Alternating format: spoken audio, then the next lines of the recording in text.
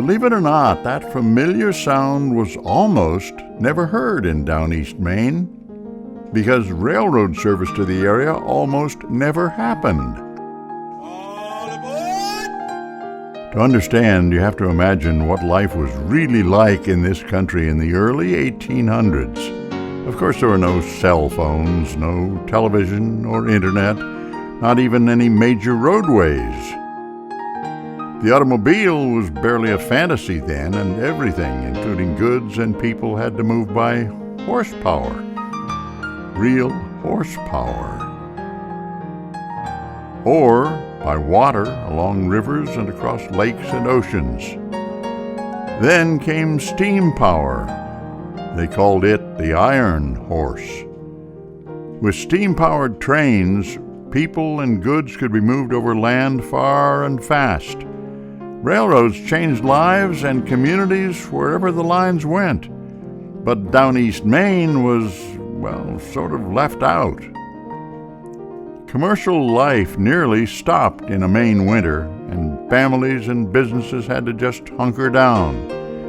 Everything was stockpiled in advance, and businesses that usually sent goods out of Maine pretty much went dormant because there was no practical way to transport goods once winter set in. Even Maine's largest industry at the time, timber, was nearly paralyzed. But with railroads, the potential was endless. Railroads meant growth, they meant commerce, they meant money, so towns would struggle to retain any small advantage. But not everyone had a seat on the train, so to speak. Places like Mount Desert Island and Washington County had to fight hard for the benefits of rail transportation. But all the pieces finally fell into place.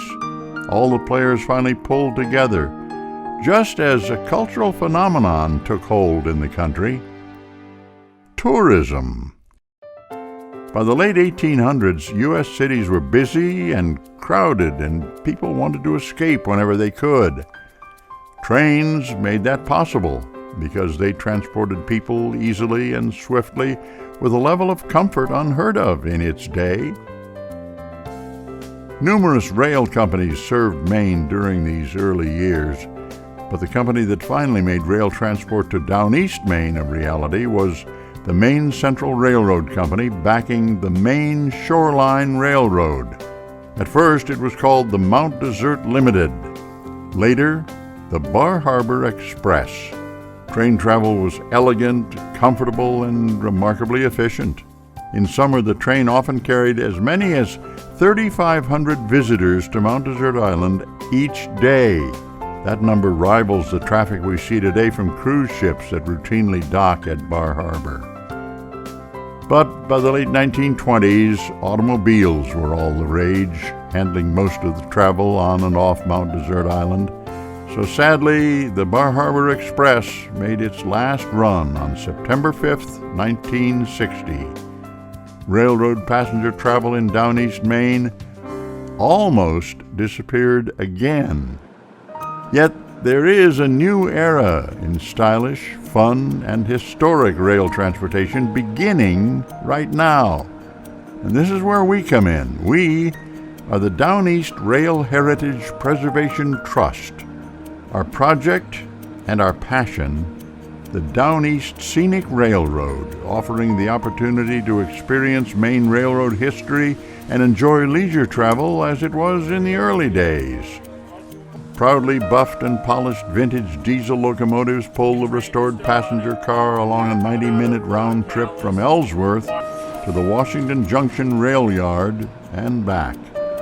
It's a trip through some of Maine's finest scenery and through Maine history. Rail transportation came to serve the economic heart of Downeast, Maine more than a century ago.